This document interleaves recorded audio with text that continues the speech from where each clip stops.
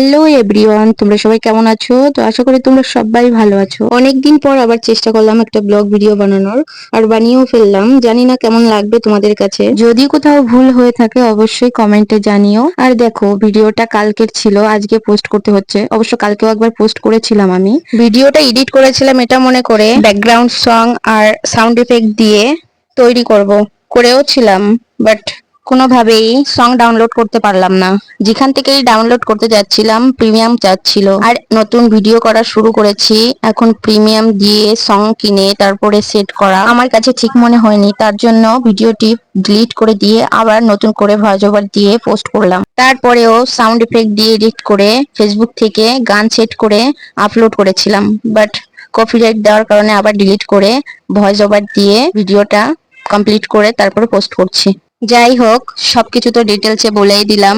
আশা করি কালকে যারা সেম ভিডিও দেখেছো তারা নিশ্চয়ই বুঝতে পেরেছো। দেখো, কথা বলতে বলতে আমার অনেক কাজই করা হয়ে গেছে। তো কিছু কিছু তো ভিডিওতে দেখাচ্ছি, কিন্তু অনেক কাজই আছে যা আমি ভিডিও করিনি। আসলে একা একা ভিডিও করাটা একটু টাফ হয়ে যায়, বিশেষ করে নতুনদের জন্য। আর যেহেতু আমার স্ট্যান্ডটার সমস্যা আছে, আমি যেখানে সেখানে স্ট্যান্ডটা নিয়ে ভিডিও করতে পারি না, মোবাইলটা রাখার অসুবিধা হয়ে যায়। যাই হোক, ঘর ঝাড়ু দিলাম, উঠান ঝাড়ু দিলাম। এদিকে উঠান ঝাড়ু দিতে দিতে ভাত বসিয়ে দিয়েছিলাম। এখন সবজি কাটছি, একটা নিরামিষ করব শুধু। মেয়ের আজ এক্সাম ছিল, তাই শুধু একটা নিরামিষ করব, আর কিছু সিদ্ধ দিয়েছি। এই দিয়েই সকালের খাওয়াটা হবে। কথা বলতে বলতে সবজি কাটাও কমপ্লিট হয়ে গেল। আর দেখো, এত বীভৎস গরম, গরমের কারণে খুবই অতিষ্ঠ লাগছিল। দেখো বাইরে কি পরিমাণ রোদ উঠেছে, ঝলমল করছে পুরো। আর এদিকে মেয়ে কি করছে, সেই থেকে কার্টুন দেখেই যাচ্ছে। আধা ঘন্টা হয়ে গেল একভাবে কার্টুন দেখছে। কি করার, কার্টুন না দিলে আবার বাইরে দৌড়াদৌড়ি করবে। বাইরে রোদের যে পরিমাণ তাপমাত্রা, তাতে মেয়েকে বাইরে বেরোতে দিতেই ভয় লাগে।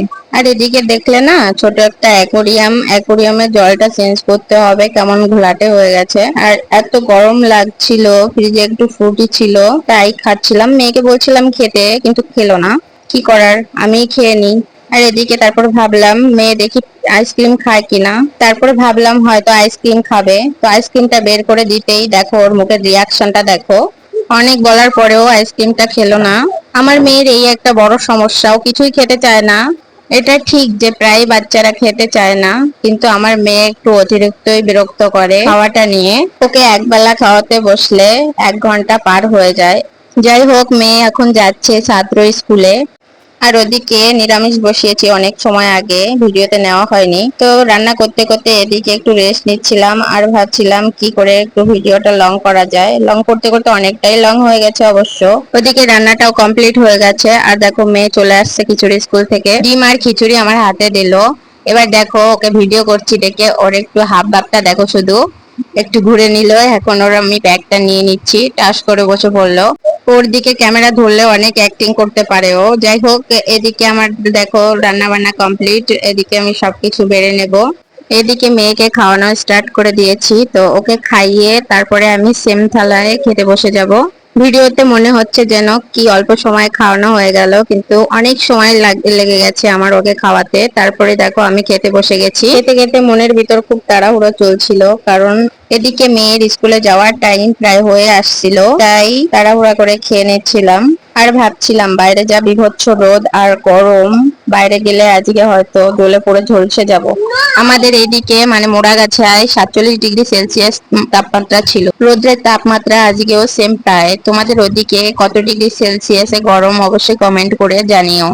এদিকে আমার খাওয়া দাওয়া কমপ্লিট, রেডি হয়ে চলে আসছি মেয়ের স্কুলে। তো আসার সময় ভিডিও ক্যাপচার করতে পারিনি কিছু কারণবশত। মেয়েকে ক্লাসে দিয়ে এখানে বসেছি। দেখো অনেক প্যারেন্টসরা আছে এখানে বসে থাকে বাচ্চাদের ছুটি না হওয়া পর্যন্ত, কেননা ওরা এখনো অনেক ছোট, ওদেরকে রেখে চলে গেলে অনেকে কান্নাকাটি করে, তার জন্য প্যারেন্টসরা বসে থাকে। এদিকে দেখতে দেখতে মেয়ের পরীক্ষাও শেষ, যেহেতু আজকে ড্রয়িং ছিল তার জন্য তাড়াতাড়ি শেষ হয়ে গেল। তারপরে আমার একটা পার্সেল আসছে, তো আমি দাদাকে বললাম স্কুলের সামনে আসতে। দাদা স্কুলের সামনে আসলো, এবার আমি পার্সেলটা নেব। পার্সেলটাতে কি আছে অবশ্যই দেখবে, একটু পরে দেখাবো। তো দেখো পার্সেলটা নেওয়া হয়ে গেছে, এবার আমি খুলে দেখাচ্ছি কি আছে। মেয়ের জন্য একটা গেঞ্জি সেট আছে।